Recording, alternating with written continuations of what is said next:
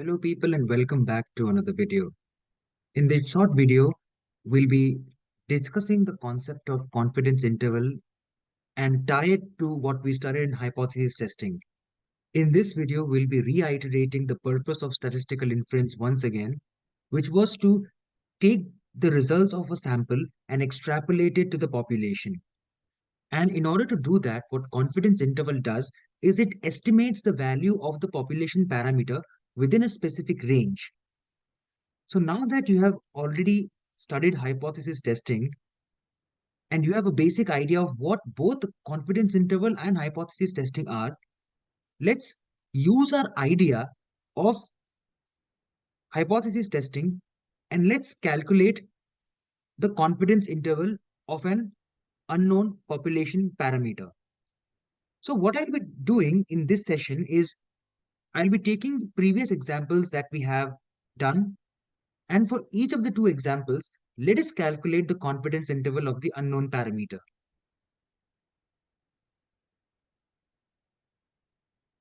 Now, you people might remember that when we were discussing confidence interval, we briefly touched upon how to calculate the confidence interval or what was the general idea of calculating the confidence interval.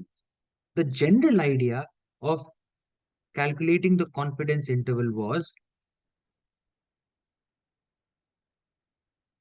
estimate plus and minus the margin of error.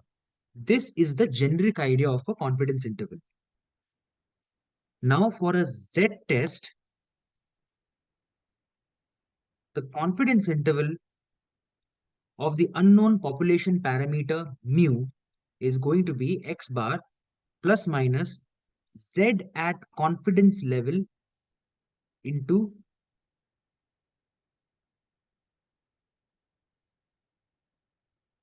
sigma divided by square root of n.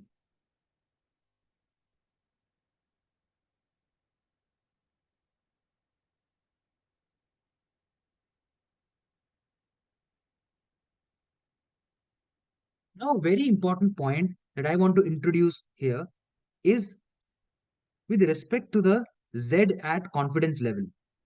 Now, in the previous sessions, when we were doing hypothesis testing, we saw that when we are calculating the critical value, we are calculating the critical value for both one-sided and two-sided using different approaches. So for confidence interval, for a specific question or for a specific scenario, for the confidence interval, what is the critical value that I should choose? Whether I should choose one-sided or shall I choose two-sided based on my alpha level? The answer to that question is regardless of what kind of test you're doing, you have to use the critical value for double-sided because confidence interval is always double-sided because you have to calculate the lower bound as well as you need to calculate the upper bound. So let me reiterate once again. This is a very important point and I want you all to register this in your mind. Whenever we are calculating confidence interval, we have to choose the critical value or the Z critical value for both sides, or it has to be a double-sided critical value. With that said, let us go ahead and find out the confidence interval for the unknown population parameter for the two questions that we have discussed in our previous module or in our previous session. So, in the first case where it was a one-sided test,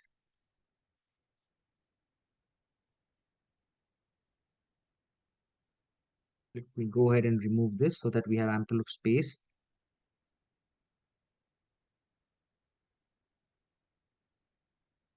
So my mean of sample was minus 2.98, my standard deviation was 6, and number of samples 30.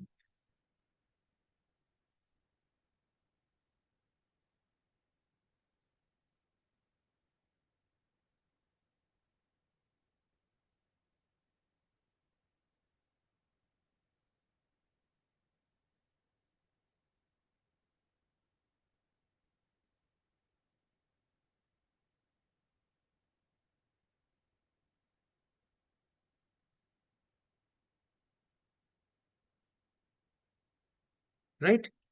So I have to find out at significance level 0.05.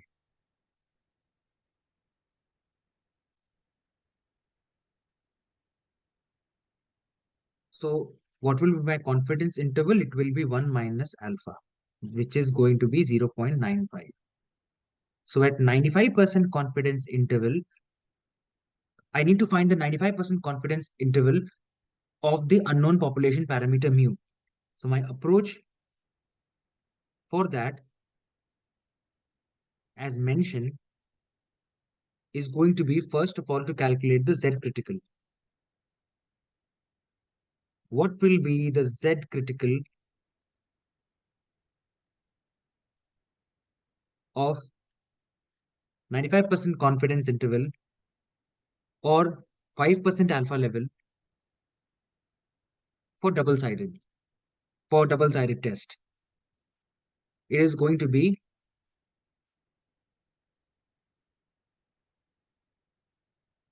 Q norm of 0.975.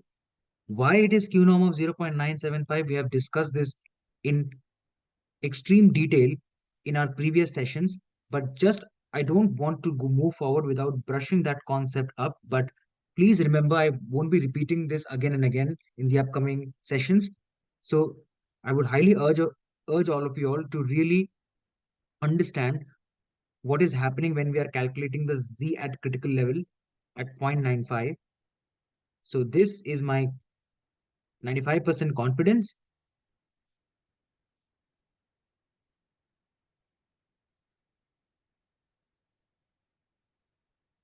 This is my lower bound. This is my upper bound. This right here is the confidence level 1 minus alpha. Now this is 95%. And because we have studied this, the property of standard normal distribution, the area at this side and this side are equal. So each of the area will be 0.05 by 2, that is 0.025. So in order to calculate the Z value, which is this value right here, we know the area towards the left, which is 0.95 plus 0.025, which is 0.975. I have explained it in a quick rush in this particular video, but if you want a little more detailed explanation, I would highly urge all of you all to revisit the previous sessions where this concept is explained in much more depth. So I'm getting 1.96. That is my Z critical.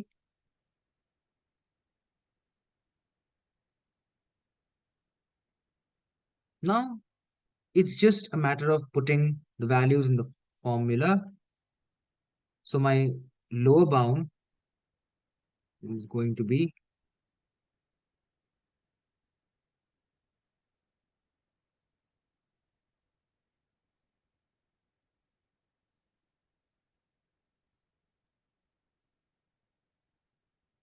all right. N is 30, S is 6. We have got 1.96 and minus 2.98. Minus 2.98 is X bar, that is sample mean.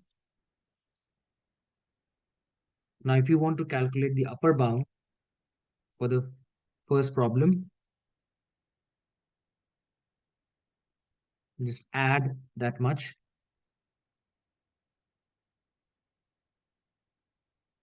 So my first confidence interval is coming between minus 5.12 and minus 0.83. So for this particular problem, if I have to write my confidence interval,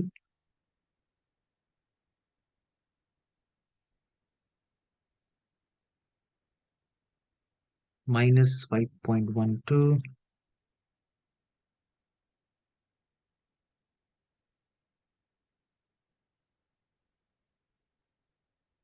to minus 0.83. Beautiful. All right.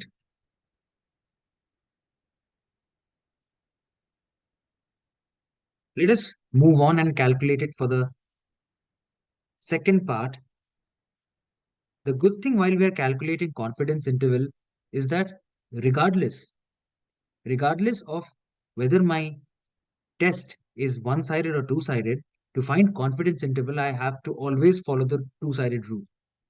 So again, it is asking me the same thing. It is asking me for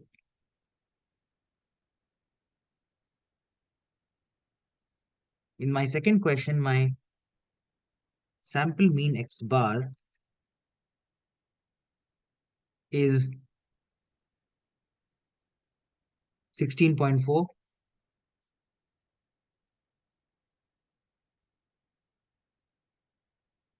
Standard deviation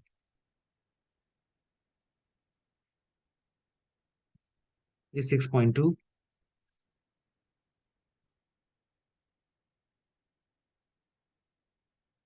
Alpha level is 0.05.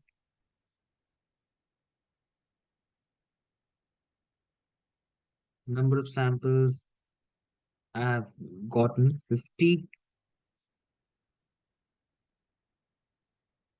Now for this case, again, my critical value or my Z critical value, because it is at 95% confidence level, it is going to be 1.96. So let us again calculate my lower bound for the second question, which is going to be 16.4 minus 1.96 multiplied by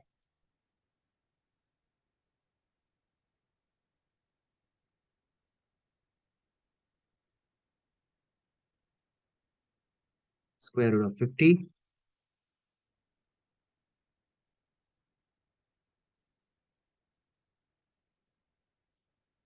Sixteen point four plus 1.96 into 6.2 divided by square root of 50. So my lower bound for the second question lies between, sorry, my lower bound for the second question is 14.68 and my upper bound is 18.11. So my confidence interval lies between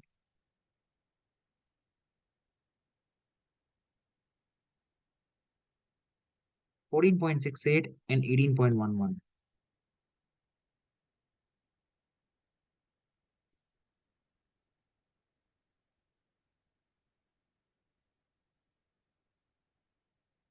This is my confidence interval for the second problem. Now, before we close out this session, now that you've understood how do you calculate the confidence interval using the concept of critical value, now I want you all to focus on a very interesting aspect. In my first problem, what was my null hypothesis for the population parameter? My null hypothesis was population parameter is equal to 0. What was the null hypothesis for my second problem? It was my population parameter is equal to 15, because it is given in the question that if the levels are different than 15 ppm, then it is equally harmful, regardless whether it is lower or upper. We have discussed this in more detail when we solve this question, so you can watch that video. But for now, coming back to the point,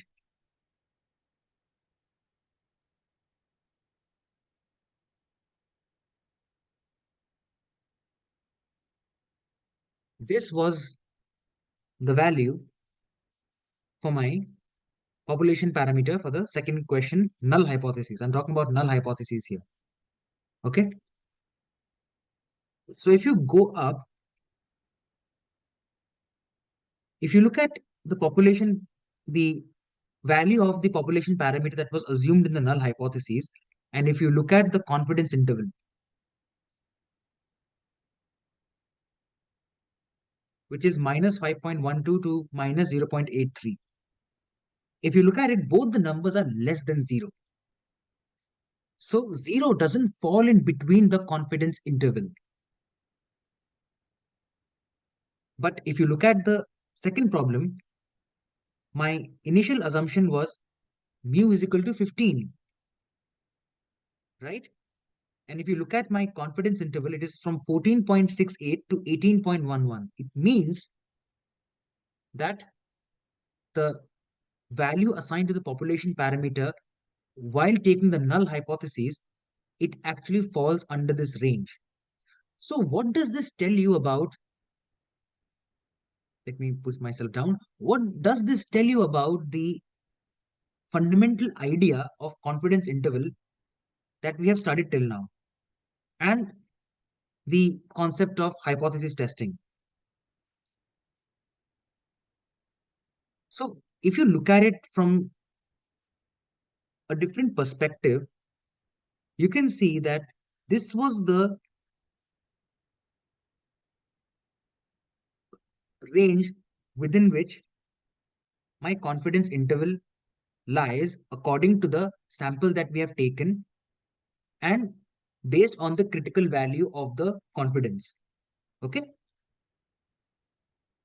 Now, if my assumption or my null hypothesis, if it falls within this range,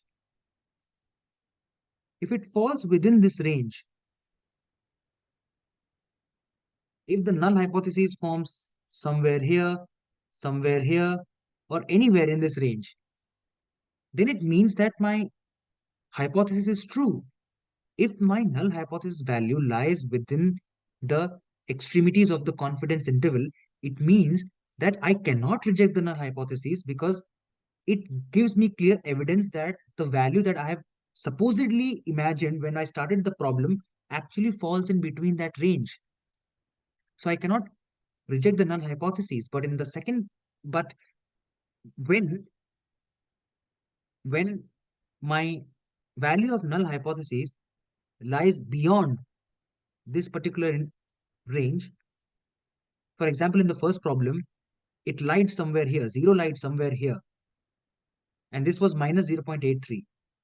So my assumed value lies beyond the confidence interval.